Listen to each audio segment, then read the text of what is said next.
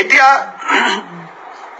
মই ফেসবুক লাইভতে পাই আছো পিজিটি ৰিজাল্ট কেতিয়া দিব গ্ৰেজুৱেট টিচাৰৰ ৰিজাল্ট কেতিয়া দিব মই হব খোজা শিক্ষকসকলক এটা অনুৰোধ কৰিম যে আপোনালোকে যদি ধৈৰ্য যদি আপোনালোকৰ নাথাকে তেতিয়াহলে আপোনালোকে শিক্ষক হৈ ছাত্ৰ ছাত্ৰীসকলক ধৈৰ্য নিয়মানুবৰ্তিতা শৃংখলাবদ্ধতা এই জ্ঞানবিলাকৰ বিষয়ে কেনেকৈ আপোনালোকে ল'ৰা ছোৱালীক শিকাব মই আপোনালোক যি ধৰণে উদ্গ্ৰীৱ হৈ আছে তিনকৈ আগুৱাই লৈ গৈ আছো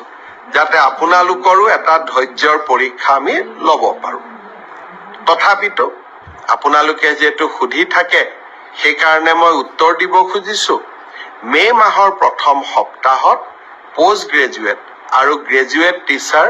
যি ৯,০৭৫টা পদৰ গ্ৰেজুৱেট টিচাৰৰ নিযুক্তি পৰীক্ষা হৈছিল তাৰ ফলাফল সেৱাই ঘোষণা কৰিব কিন্তু তাৰ পিছত আপোনালোকৰ ডকুমেন্ট ভেৰিফিকেশন হ'ব আৰু ফাইনেল নিযুক্তি 10 অক্টোবৰত হ'ব আৰু 10 অক্টোবৰলৈ আপোনালোকে ধৈৰ্য ধৰিবই লাগিব